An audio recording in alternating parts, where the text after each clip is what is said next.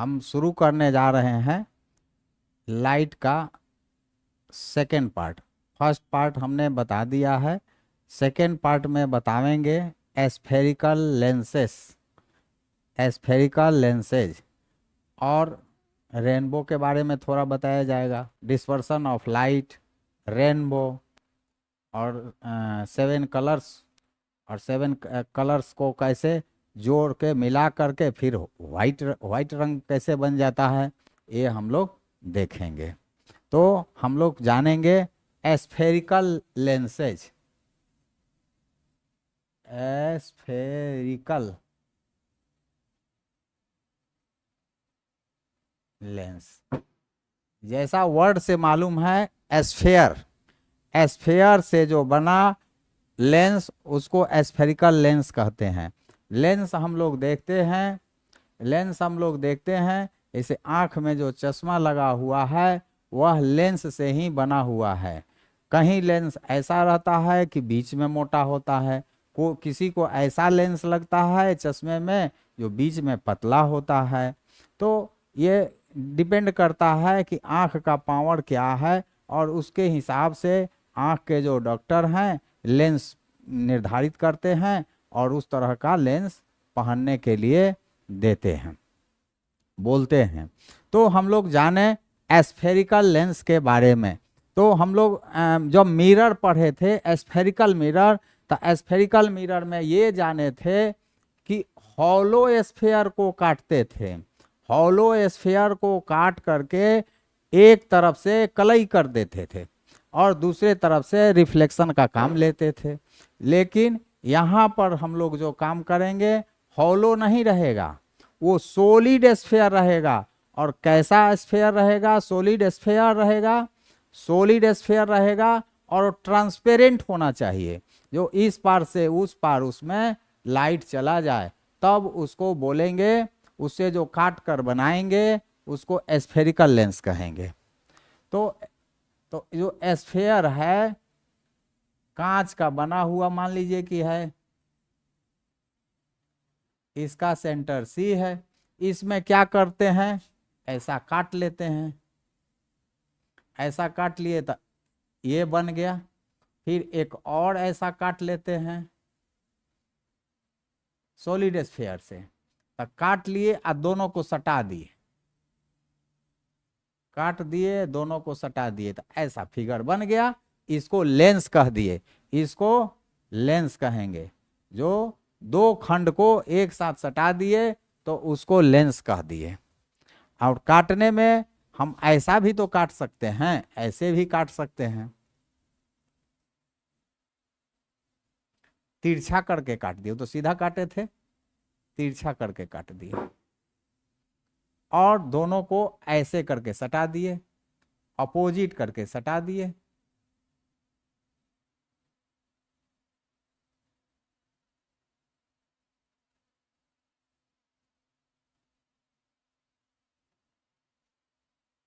इस हिसाब का काट लिए, इस हिसाब का काट लिए, ऐसा और ऐसा काट लिए।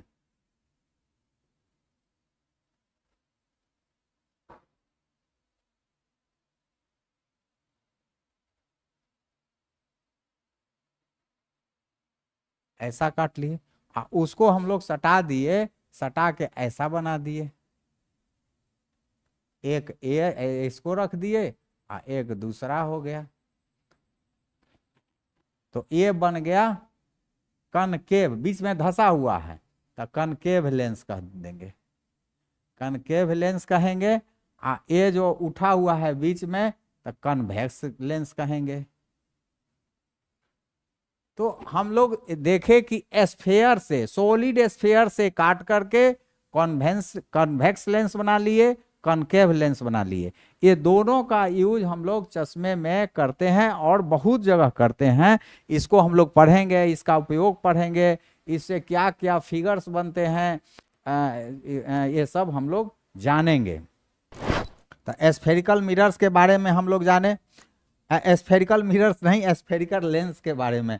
मिरर और लेंस में मिक्स हो जाता है, जो बहुत बड़ा गड़बड़ हो जाता है। हमसे भी बोलने में कहीं कहीं गड़बड़ी हो जाती है। कहाँ गड़बड़ी हुई है, आप लेक्चर ठीक से सुनेंगे और हमको कमेंट में बताएंगे। हमसे भी कहीं ना कहीं गलती हुई है, हुई होगी, जिसको आप लोग बताएंगे और उसको हम सुधार करेंगे। तो कन्वेक्स लेंस जैसा कि हम लोग देख रहे हैं, बीच में उठा हुआ है, बीच में उठा हुआ है और दो कट को एक साथ जोड़ा गया है, बीच में उठा हुआ है, कन्वेक्स लेंस है। ऊपर में पतला है, देखेंगे ऊपर में पतला है, और ये जो है कनकेव लेंस बीच में पतला है और ऊपर में मोटा है। तो ये हम लोग कन्वेक्स लेंस और कनकेव लेंस जान गए। अब जानेंगे convex lens. Convex lens as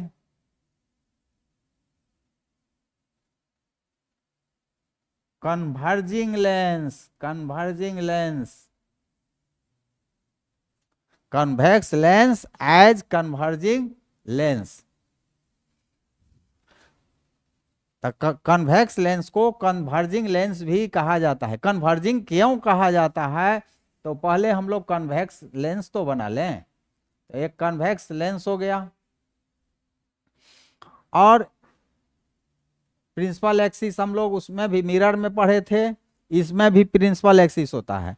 और यहाँ जो है इसका ये जो एक पार्ट है ए बी, ये सरफेस जो ए है, सरफेस ए का सेंटर इधर होगा, और बी जो स्फीयर है उसका सेंटर इधर आएगा।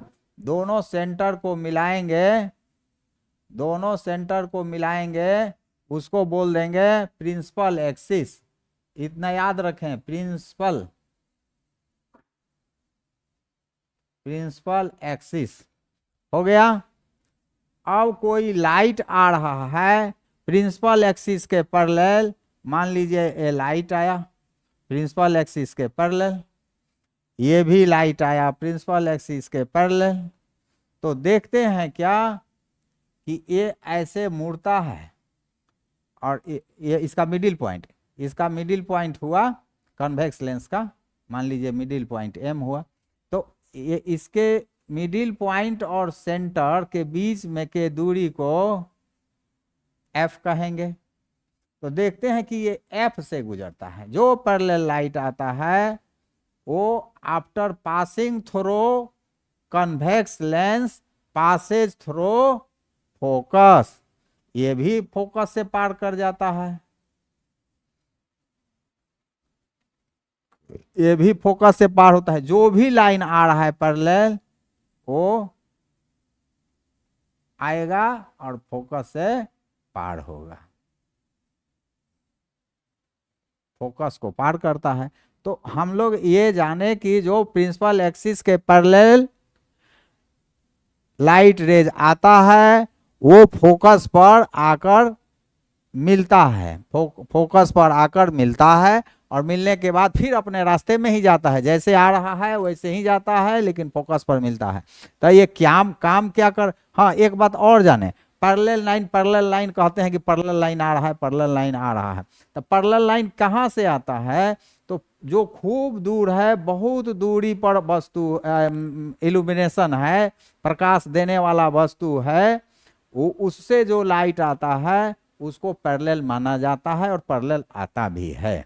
इसीलिए उसको हम लोग जाने कि सूर्य का प्रकाश सबसे अच्छा एग्जाम्पल है पैरेलल लाइट का। तो सूर्य के यहाँ से जो भी लाइट आता है पैरेलल लाइट आता है। तो हम लोग ये जाने कि ये जो सब पैरेलल लाइट्स हैं वो सूर्य से आ रहे हैं, और जब after passing through convex lens they meet at focus point F, इस फोकस पर मिलते हैं, माने कन्वर्ज होते हैं, कन्वर्ज होते हैं, मिलते हैं मतलब कन्वर्ज होते हैं, तो आकर कन्वर्ज हो जाते हैं। और सूर्य का यहाँ पर जब कन्वर्ज करेंगे, सब लाइट जहाँ मिला वहीं ना सूर्य का इमेज बन गया, तो यहाँ सूर्य का इमेज बन जाता है, पॉइंट की तरह बहुत छोटा बनता है। तो ये कन्वर्जिंग का काम करता है। यदि यहाँ पर हम लोग एक कागज का टुकड़ा रख दें, कागज का पन्ना रख दें, तो ये कागज को ही जला देता है, एक स्पॉट बना देता है। रे के, लाइट रे के साथ हीट रेज भी आते हैं, और वो हीट रेज इस कागज पर पड़ते हैं, और वो हीट रेज के चलते ये बर्निंग पॉइंट तक पहुंच जाता है कागज, और वो कागज जल जाता है। और हम लोग को मालूम भी हो गया कि ये जहां पर कागज रखे, जहां पर इस कागज रूपी पर्दे को रखे, कागज वाले स्क्रीन को रखे, वो स्क्रीन जल जाता है कागज। तो हमको ये फोकल डिस्टेंस भी मालूम हो जाएगा कि कागज कितनी दूरी पर रखे लेंस से, तो जितनी दूरी पर रखे वो उसका फोकल डिस्टेंस हो गया। तो फोकल डिस्टेंस भी आपको मालूम करने का तरीका आ गया। कन्वर्जिंग लेंस भी जान गए, कन्वेक्स लेंस को ही कन्वर्जिंग लेंस कहते हैं।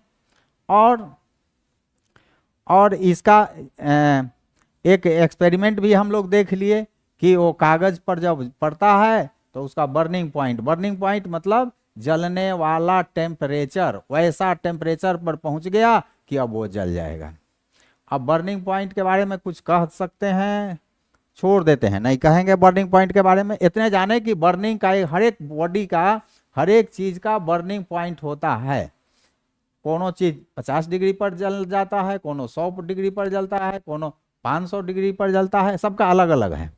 कागज का जो बर्निंग पॉइंट है उतना पहुंचता है और जलने लगता है। लकड़ी का बर्निंग पॉइंट अलग है, कपूर का बर्निंग पॉइंट अलग है, इस तरह से चलते रहता है। तो अब convex lens as converging lens हम लोग जान गए। अब जानेंगे कनकेव लेंस। कनकेव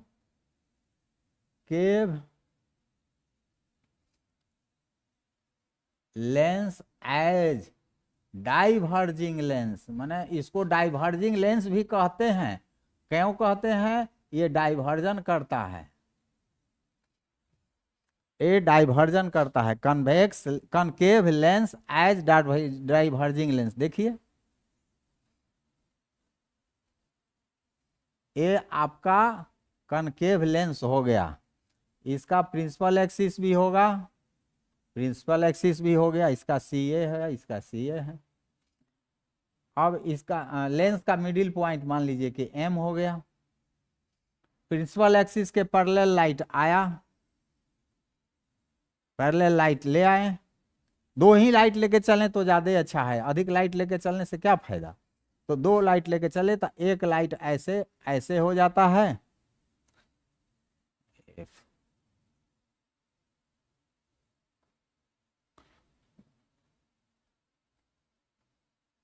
दो लाइट लेके चले ऐसे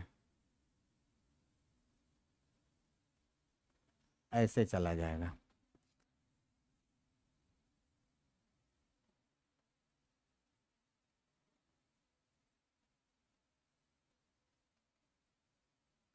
ऐसे चला गया। आफ्टर पासिंग कॉनकेव लेंस से जब वो लाइट पार करता है उस पार, तो वो जो है सो मुड़ जाता है किधर? ऑफ साइड में। क्यों मुड़ा? तो इतने हम लोग जान के रखें कि जो लेंस का दो भाग में करते हैं, तो जो भाग मोटा है तो मोटा के तरफ वो भागता है, मोटा का जो बेस है उसके तरफ भागता है, बेस के तरफ भागता है।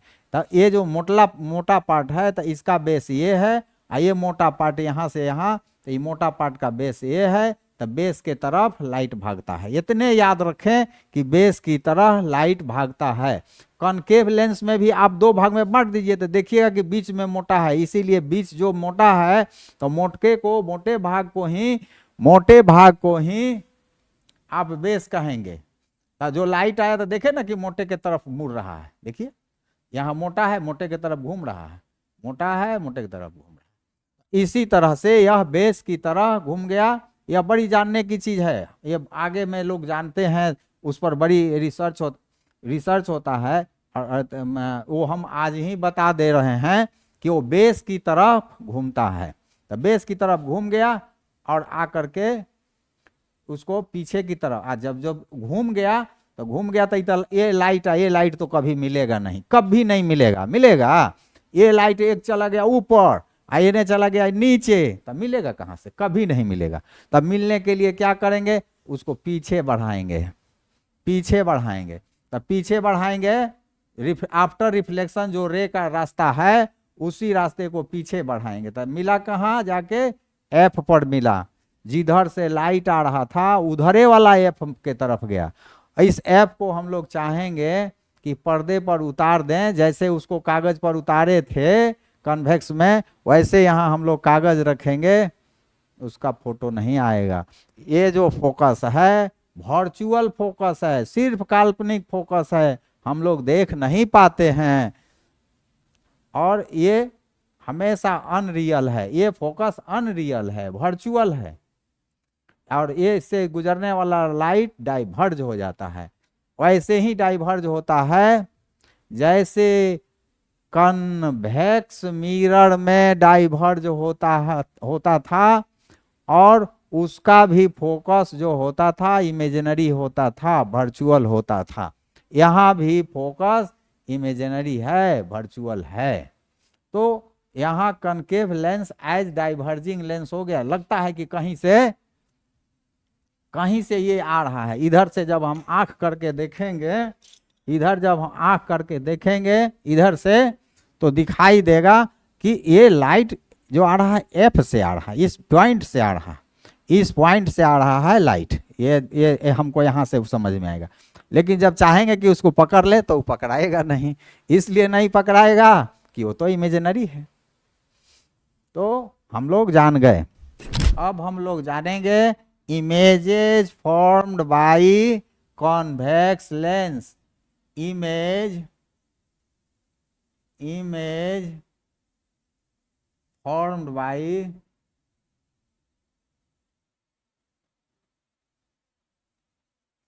Convex lens.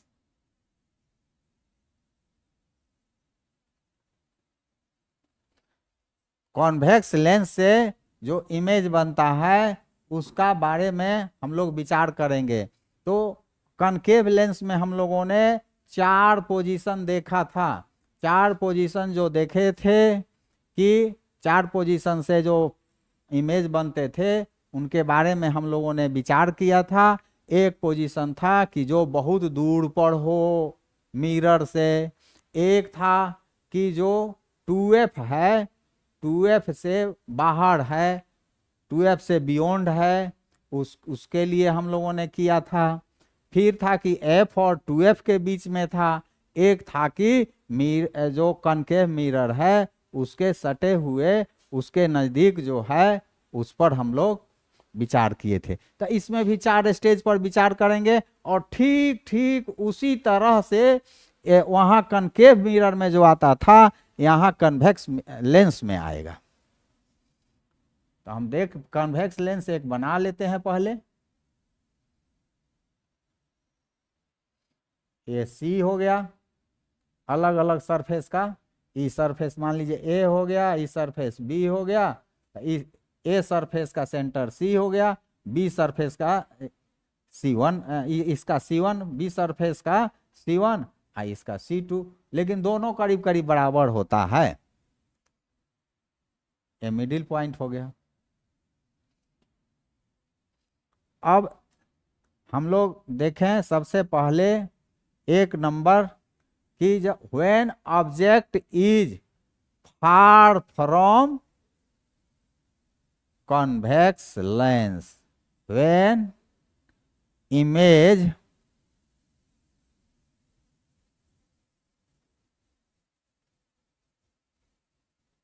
formed when object is far from convex lens.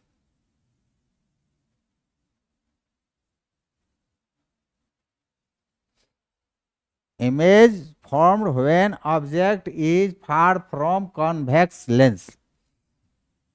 जब बहुत दूर रहता है तो इमेज कैसा बनेगा, तो इमेज बनेगा, इस पर अधिक नहीं बता रहे हैं इसलिए कि आपको अगले क्लास में जानना है और उस चीज में हम लगेंगे तो इधर उधर हो जाएगा, माइंड डाइवर्ट हो जाएगा। इतने भर हम लोग जान के रखें कि जो इमेज बनता है, जो फार ऑफ है, उसमें बनता है रियल, रियल बनता है। जो फिगर बनेगा वो पर्दे पर उतार लेंगे।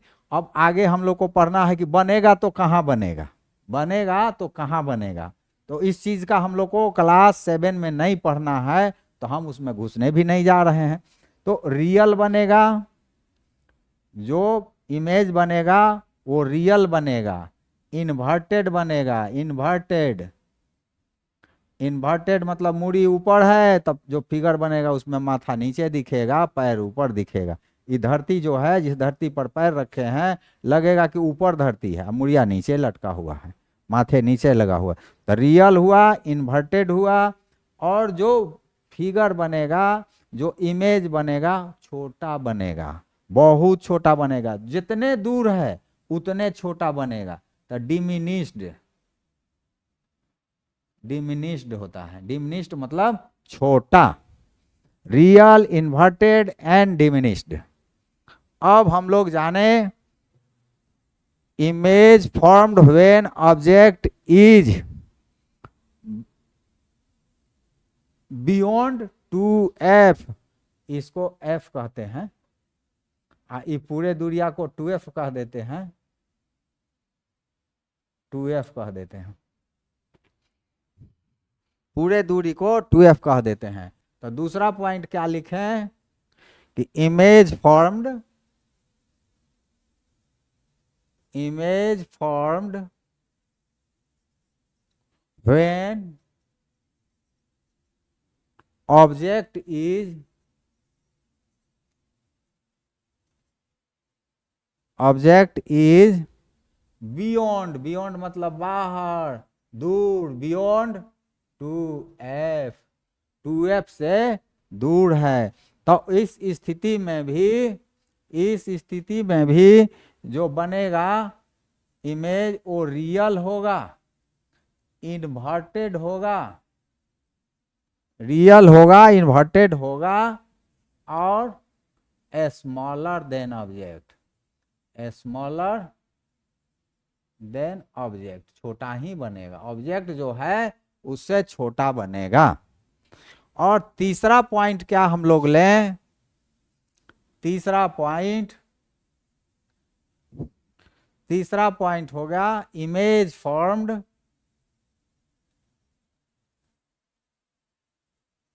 Image form when object is, object is between, between कहाँ, f and 2f, f and 2f यानी इसके बीच में f और C2, मतलब ये इस दूरी को f एंड 2f कहेंगे। यहां से यहाँ f और यहां से यहाँ 2f, तो f एंड 2f कहलाएगा। तो image formed when object is between f and 2f, तो इसमें भी क्या हो जाएगा, रियल होगा, रियल होगा, इन्वर्टेड होगा, रियल होगा, इन्वर्टेड होगा, और थोड़ा बड़ा होगा, बिगर देन ऑब्जेक्ट, थोड़ा बड़ा, थोड़ा बड़ा, बिगर देन ऑब्जेक्ट, थोड़ा बड़ा होगा लेकिन उल्टा होगा, बड़ा होगा थोड़ा लेकिन उल्टा होगा। और तीसरा क्या है, तीसरा क्या है, चौथा, चौथा क्या है, image formed when object is, image formed when object is near to convex lens. इसका मतलब कि लेस देन एफ, एफ से छोटा हो, एफ से छोटा हो, लेस देन एफ, इसका मतलब यही हुआ। जब ए छोटा होता है एफ से जब छोटा होगा, छोटे दूरी पर, मतलब ये हुआ एफ, यहाँ के लिए एफ हुआ, तो यहाँ एम और एफ के बीच में कहीं पड़ेगा, तो जो इमेज बनेगा वो बन जाएगा वर्चुअल इरेक्ट, माने एकदम खड़ा, उल्टा नहीं बनेगा। मूड़ी ऊपर है तो माथा ऊपर, माथा ऊपर है तो माथा ऊपर रहेगा। वर्चुअल इरेक्ट एंड बिगर, इसमें भी बिगर देन ऑब्जेक्ट, दोनों में है bigger than object, bigger than object. यहाँ इन्वर्टेड है, यहाँ इरेक्ट है, यहाँ रियल नहीं वर्चुअल है।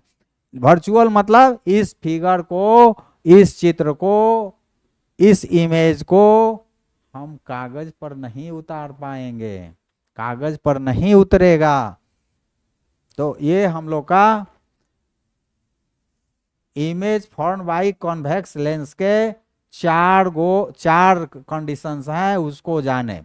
इस कंडीशन को देखने से हम लोगों को एक चीज पता चलता है कि जब लेंस के बहुत दूर कोई वस्तु है, बहुत दूर कोई वस्तु है, वैसी स्थिति में उसका फिगर, उसका इमेज छोटा बनेगा। जैसे जैसे उसके नजदीक लाते हैं तो उसका साइज बढ़ते जाता है, बढ़ते जाता है। और जब खूबे नजदीक लाते हैं तो साइज तो बड़ा होता ही है, वो वर्चुअल भी हो जाता है। तो इस तरह से हम लोगों ने जाना कन्वेक्स लेंस के बारे में।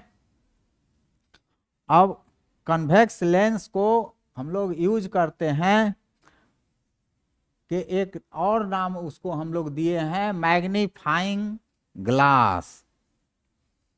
मैग्नीफाइंग ग्लास, उसका एक और नाम हम लोगों ने दिया है, क्या नाम दिया है? मैग्नीफाइंग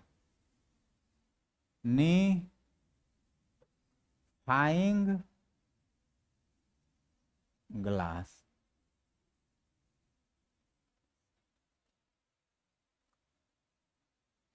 इसमें एक डंटी लगा रहता है, इस टाइप का डंटी लगा रहता है पकड़ने के लिए, और ये फ्रेम में सेट रहता है, गोला फ्रेम में रहता है, और उसको हम लोग देखते हैं। लेकिन मेनली रूप इसका यही रहता है, यही है, यही कन्वेक्स लेंस ही होता है।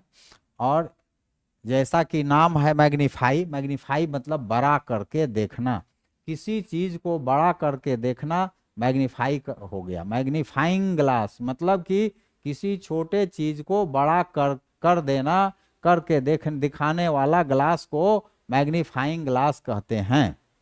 तो magnifying glass is a glass which gives image bigger than object is magnifying glass। और कब देता है ये, कब देता है बड़ा? बड़ा तभी देता है ना जब इसके फोकल डिस्टेंस के भीतर में रखते हैं। तो चौथा जो स्टेज है, चौथा जो हम लोग केस पढ़े थे कि फोकल लेंथ के भीतर में हम लोग रखते हैं तो बड़ा दिखता है। तो कोई अखबार का छोटा छोटा अक्षर है, नहीं पढ़ा रहा है, तो वहाँ मैग्नीफाइंग ग्लास को ऐसे लेके जाते हैं अखबार के पास, और ऐसे ऐसे करके देखते हैं तो वो पढ़ाने लगता है ठीक से, मतलब बड़ा हो गया। पुराना सब कागज रहता है, जमीन जायदाद का नहीं पढ़ाता है, और मैग्नीफाइंग ग्लास लेके पढ़ा जाता है तो स्पष्ट दिखने लगता है, लोग पढ़ लेते हैं, पढ़ाया जाता है। तो वैसी स्थिति में ये मैग्नीफाइंग ग्लास अपना काम करता है, और इससे जो इमेज बनता है मैग्नीफाइंग ग्लास के फोकल डिस्टेंस के भीतर में रखते हैं, तो जो इमेज बनता है वो इमेजिनरी बनता है, वर्चुअल बनता है। उसको हम लोग पर्दे पर नहीं उतार, लेकिन पढ़ने के काम में आता है। मेरे आंख में भी जो चश्मा लगा हुआ है वो कन्वेक्स लेंस लगा हुआ है, जब हम ऐसे कहेंगे देंगे पढ़ने के लिए दीजिएगा, चश्मा उतार लेंगे, हम नहीं पढ़ पाते हैं। लेकिन वही जब ये लगा लेते हैं चश्मा तो छोटा छोटा अक्षर भी पढ़ लेते हैं। तो इसमें लगा हुआ है मैग्नीफाइंग ग्लास, और नज़दीक के चीज़ उससे दिखेगा। देखेंगे कोई आपके अड़ोस पड़ोस में चश्मा पहने हो तो उसके नीचे में एक रहता है मोटा, जो पढ़ते समय उसका यूज होता है, मैग्नीफाइंग ग्लास होता है, नज़दीक रख के पढ़ेंगे। और दूर देखने के लिए उससे देखेंगे तो नहीं दिखेगा, उल्टा दिखने लगेगा। तो ऊपर में उसमें लगा हुआ था जिससे लोग दूर देखते हैं। तो मैग्नीफाइंग ग्लास का यही काम है कि किसी वस्तु को बड़ा करके देखने के लिए मैग्नीफाइंग ग्लास होता है। अब हम लोग जाने use of convex lens. Convex lens का कहाँ यूज होता है? तो सबसे पहले तो जान गए कि चश्मा में यूज होता है। यूज्ड इन स्पेक्टेकल्स, स्पेक्टेकल्स हो गया, उसमें होता है। और कहाँ होता है? टेलीस्कोप में यूज होता है।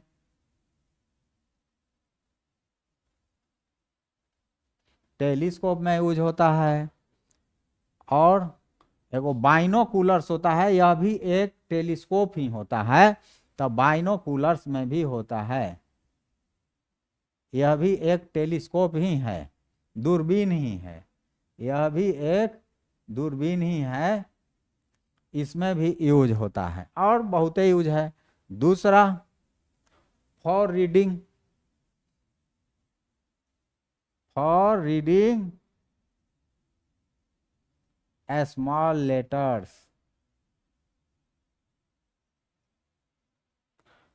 और मेकिंग माइक्रोस्कोप बनाने में भी यूज होता है। Used in making microscope, microscope बनाने में देखे होंगे, जब खून जांच करवाने जाते हैं तो ऐसे खून ले करके ऐसे लोग देखते हैं, एक इंस्ट्रूमेंट रहता है उसमें एक नीचे रख करके ऐसे ऐसे करके लोग देखते हैं। तो समझ लीजिए कि वो माइक्रोस्कोप से देख रहे हैं और उनको उसका साइज देख के, पार्टिकल देख के अपना लोग बताते हैं कि ये है वो है वो है जो है। Used in making microscopes. और एक यूज्ड, नहीं कुछ बुझाए तो लिख दीजिए, used in laboratory, use in scientific laboratory, scientific laboratory, उसमें तो यूज होता है, बहुते जान गए।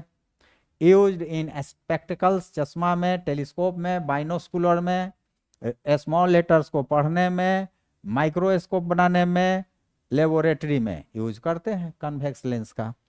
अब इसके बाद हम लोग जानेंगे कनकेव लेंस के बारे में। कनकेव लेंस, इसमें क्या होता है बताए ही हैं, ऐसे रहता है। ये प्रिंसिपल एक्सिस तो रहेगा ही, ये इमेजिनरी है, प्रिंसिपल एक्सिस भी इमेजिनरी है, अपने से कल्पना करके खींचे हुए हैं। तो प्रिंसिपल एक्सिस है, मिडिल पॉइंट है, ये इसका C1 है, ये इसका C2 है, ये इसका F है, ये इसका F ये है, हो गया। तो हम लोग देखेंगे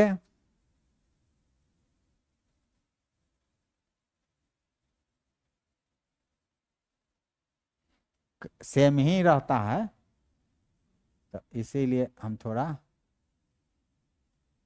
F2 F1, हाँ। तो इसमें भी हम लोग पैरेलल लाइट को लेके आते हैं, जैसा कि हम लोग किए ही थे।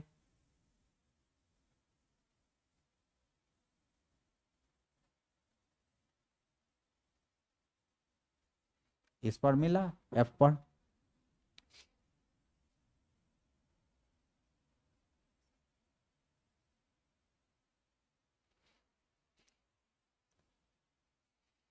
कनकेव लेंस में जो भी फिगर बनता है, जो भी इमेज बनता है, वो जो है इमेजिनरी बनता है, इमेजिनरी बनता है, माने वर्चुअल बनता है। कहीं रखेंगे, कहीं रखेंगे, मान लीजिए कि ए बी एक वस्तु है, रखे तो इससे पैरेलल लाइट लेके आए तो ऐसे हो गया, तो ये आके यहाँ पर काटा, एफ से ही दिखेगा ऐसे, और एक को हम लोग इसे इधर से गुजार देते हैं। तो जहाँ पर ये काटा, ये जो लाइट निकला उसको पीछे बढ़ाएंगे, ये आगे बढ़ते हुए ही आफ्टर रिफ्लेक्शन ये यहाँ पर इसको यहाँ काटा बी डैश, और वहाँ से परपेंडिकुलर डायरेक्ट ए डैश, तो एकदम सीधा देख रहे हैं ना, यहाँ ऊपर में बी है तो इसका भी ऊपर में बी, ए है नीचे तो यहाँ ए है नीचे, माना इसमें इरेक्ट छोटा, लेकिन बनेगा छोटा, देख लीजिए ये ए बी इतना बड़ा है, यहाँ के छोटा हो गया, तो इरेक्ट बनेगा, वर्चुअल बनेगा। इसमें जो चित्र बनेगा, जो इमेज बनेगा वर्चुअल बनेगा, मतलब पर्दे पर नहीं उतरेगा, ये पर्दा पर नहीं उतरेगा, वर्चुअल बनेगा। इरेक्ट है, खड़ा है, माथा ऊपर है तो ऊपर है, इरेक्ट है, इरेक्ट है, और क्या है, छोटा है, डिमिनिश्ड। कहीं भी रखें, दूर रखें चाहे नजदीक रखें, जो इमेज बनेगा वर्चुअल बनेगा, इरेक्ट बनेगा और छोटा ही बनेगा ऑब्जेक्ट से, डिमिनिश्ड देन ऑब्जेक्ट, ऑब्जेक्ट से छोटा ही बनेगा।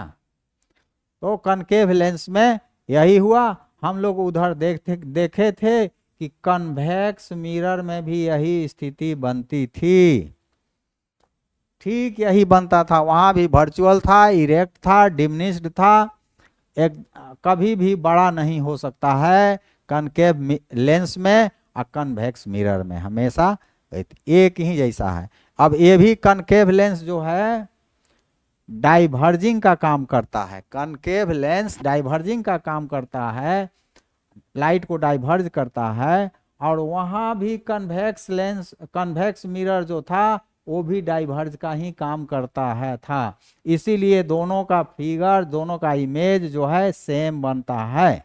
अब हम लोग जानेंगे प्रिज्म के बारे में, 7 रंगों के बारे में, प्रिज्म। तो हम लोगों को 7 रंगों के बारे में जानना है, 7 रंग कैसे होते हैं व्हाइट लाइट में, इसको हम लोग जानेंगे, उसको क्या कहते हैं। एगो डिस्पर्सन ऑफ लाइट जानेंगे, डिस्पर्सन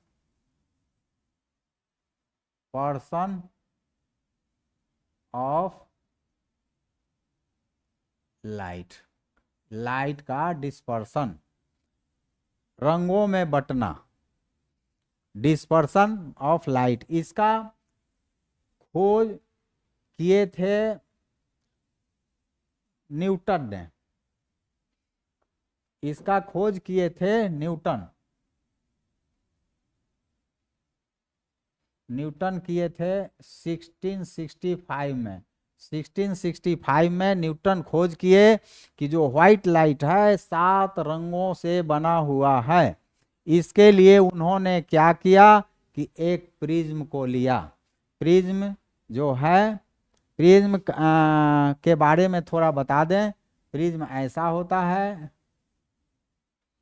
एक ट्रेंगुलर होता है, ट्रेंगुलर शेप में रहता है,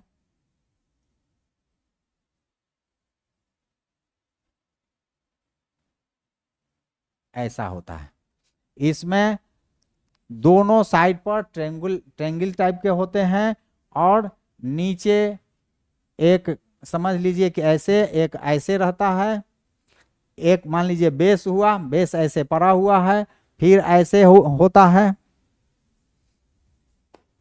ये बेस हुआ मान लीजिए पड़ा हुआ, ये हुआ, और फिर इधर से भी ऐसे रहता है।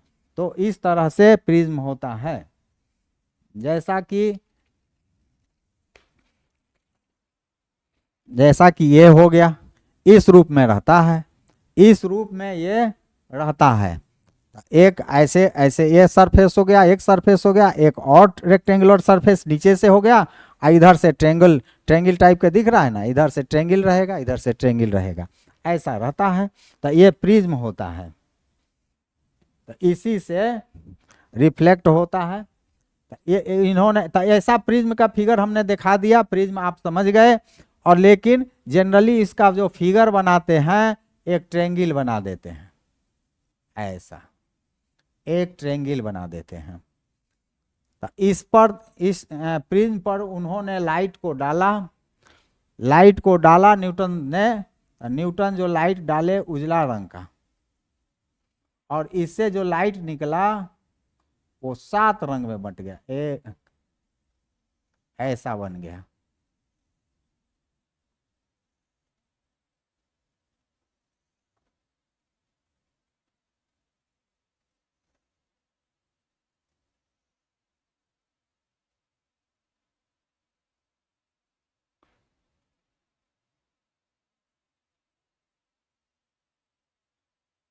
सात रंगों में बंट गया।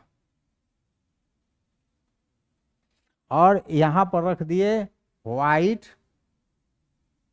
व्हाइट क्लॉथ रखे थे, व्हाइट क्लॉथ रखे थे, व्हाइट क्लॉथ का एक पर्दा रख दिए थे, जिस पर डाले व्हाइट रंग, व्हाइट व्हाइट रे डाले, व्हाइट रे इस पर डाले तो उधर जाके पार हुआ लाइट, इस प्रिज्म को पार किया, प्रिज्म को पार करके यहाँ देखा गया इस पर्दे पर, तो 7 रंगों का एक पट्टी बन गया, 7 रंगों का स्पेक्ट्रम बन गया। उस स्पेक्ट्रम को उनको देखकर उनके मन में हुआ, उन्होंने बताया कि लाइट जो है, व्हाइट लाइट, सनलाइट जो है वो 7 रंगों में बना हुआ है। वे 7 रंग कौन कौन हैं? तो ये रंग जो हुआ वायलट था, सबसे पहले जो ये वायलट हुआ, ये वायलट की पट्टी हो गई, वायलट। हाँ, ये जो है सो इंडिगो, इंडिगो नीला, इंडिगो बोलते हैं नील को। पहले नील की खेती होती थी अपने यहाँ, अंग्रेज लोग कराते थे, उसका जो रंग होता है उसके रंग को इंडिगो कहा गया, जो उससे निकलता था रंग उसको इंडिगो कहा जाता था, उस रंग को इंडिगो। और तो वो हुआ आई, इंडिगो आई हुआ, उसके वायलट के बाद इंडिगो, इसके बाद में ब्लू, ये ब्लू पट्टी हुआ। इंडिगो और ब्लू में कभी नहीं आप एक तरह के समझेंगे, इंडिगो का रंग दूसरा होता है, ब्लू का रंग स्काई के रंग की तरह होता है, स्काई का जो रंग है वो ब्लू रंग है। तो वो वायलट हुआ, इंडिगो हुआ, ब्लू हुआ, ओकरा बाद ग्रीन होता है, वायलट हुआ, इंडिगो हुआ, ब्लू हुआ, उसके बाद ग्रीन रंग हो जाता है, ओकरा बाद येलो, उसके बाद येलो रंग आता है, ओकरा बाद ऑरेंज आता है, उसके बाद रेड आता है। नीचे से चलिए, नीचे से, ये हम चल रहे हैं नीचे से ऊपर, नीचे से ऊपर ऐसे, violet, Indigo, blue, green, yellow, orange और रेड, ऐसा पट्टी बन गया उस पर, बड़ा सुंदर दिखा। और उन्होंने कहा, दिखाया, बड़ी खुशी हुई लोगों को कि व्हाइट रे प्रिज्म से जब पार किया तो पर्दे पर जो रंग बना वो 7 गो रंग बना, 7 रंग बना। अच्छा, हम आपसे पूछना चाहते हैं, आपने कभी देखा है नेचर में 7 रंग को? प्रकृति में 7 रंग आपने कभी देखा है? कितने लोगों ने देखा है हमको जरूर कमेंट सेक्शन में बताएंगे। हमको नहीं लगता है आजकल के लोग जो बनता है नेचर में 7 रंग दिखाने वाला पिक्चर, इमेज, उसको कोई नहीं देख, मैंने बहुत कम लोग देखे होंगे। तो उसके लिए हम बताते हैं वो क्या है नेचर में जो दिखाई देता है। तो नेचर में जो दिखाई देता है वो रेनबो, रेनबो, रेनबो, रेनबो को इंद्रधनुष भी कहते हैं, इंद्रधनुष,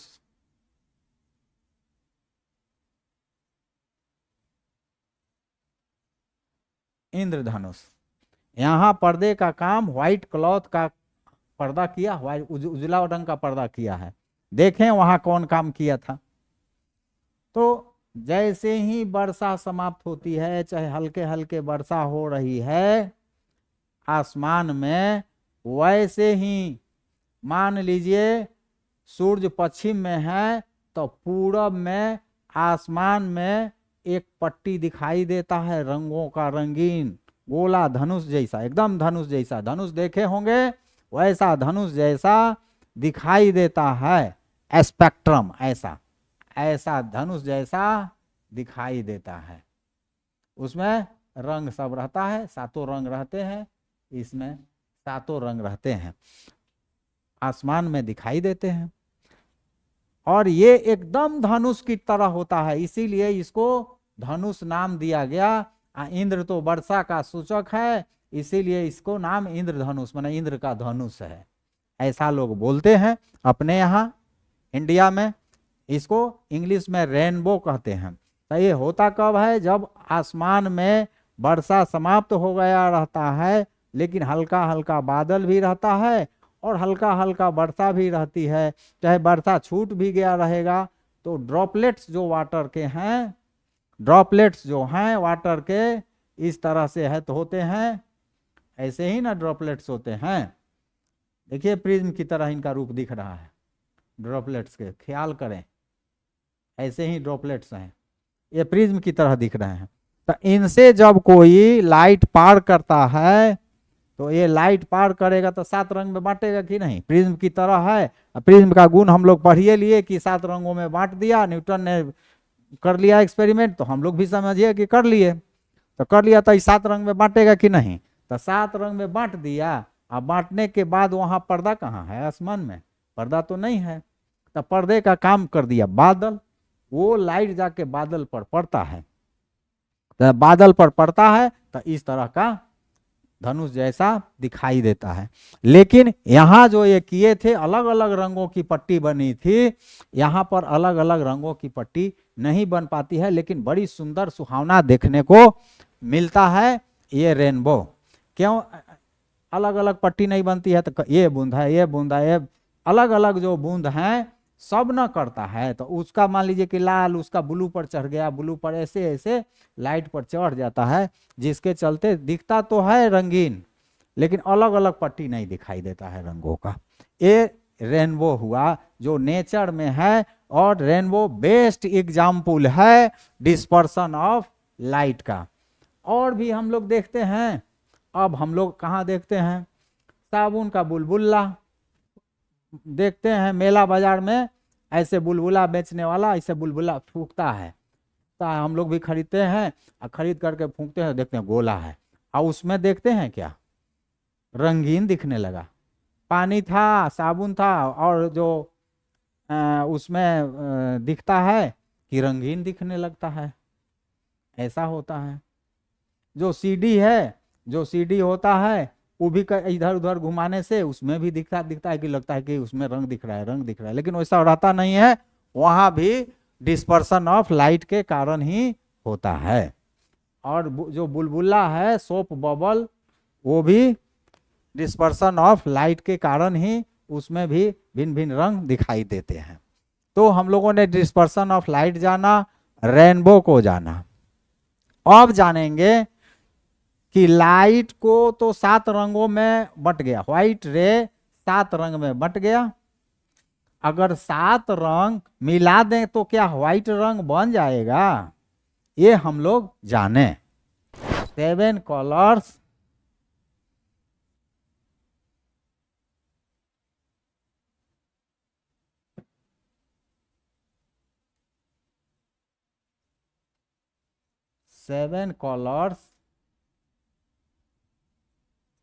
मिक्सिंग। 7 कलर को मिक्स करना, मिक्स करते हैं, मिक्स करते हैं तो क्या बन जाएगा। तो इसके लिए हम लोग एक्सपेरिमेंट करते हैं, एक कूट ले लेते हैं गोला, कूट ले लेते हैं गोला, और इस गोले को गोला मतलब चिपटा सर्किल के टाइप का रहेगा, चिपटा रहेगा, वो गोला स्फेयर नहीं रहेगा। सर्किल को कूट को काट करके गोल बना देंगे और वो सर्किल की तरह हो जाएगा। और इसको 7 भाग में बांटेंगे, बराबर भाग में। 7 भाग में कैसे बांटेंगे? तो जानते हैं कि सर्किल के सेंटर पर 360 डिग्री का कोण बनता है। 7 से भाग लगाएंगे तो कितना आएगा? 7 पचे 35, 51.43 आता है। 51.43 डिग्री आता है। तो उतने का हम लोग मार्क कर देंगे। एक तो मार्क कर दीजिए यहाँ, फिर 51.43 का यहाँ कौन बनाए, ऐसे ऐसे 7 भाग में, 7 भागों में बांट दिए। सबके बीच का कौन 51.43 बना दिए। यहाँ 51 हुआ, यहाँ 51.43, 51.43, 43, 51.43, 51.43, ऐसे ऐसे करके एंगल हमने बना दिया। सेंटर से बन गया। तो ऐसा वो बोर्ड आपका कागज का जो कूट का सर्किल बनाए ऐसा रंग हो गया।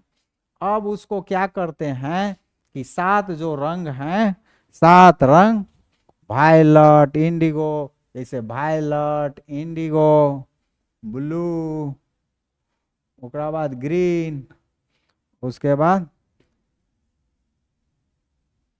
येलो, उसके बाद ऑरेंज और रेड, इसी क्रम में रंग देते हैं।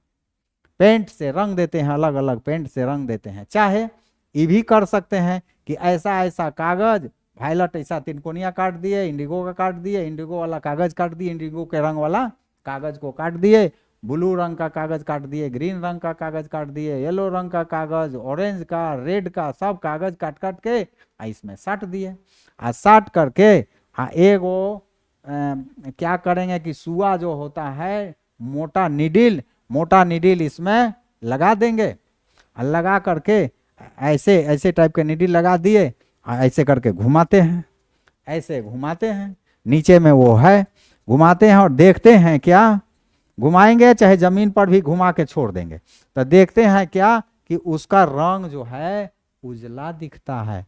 तो इसका मतलब कि ये 7 रंगों का लाइट जब मिक्स हुआ तो वो रंग में उजला बन गया। और इस डिस्क का नाम क्या रखे, क्योंकि न्यूटन ने खोज किया था 7 रंगों को, इसलिए इसका नाम रख दिया गया Newton's disc, Newton's disc experiment.